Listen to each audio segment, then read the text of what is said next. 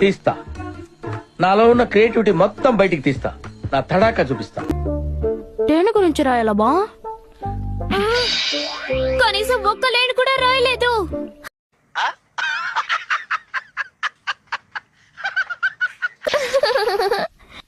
Hiking by Nobita.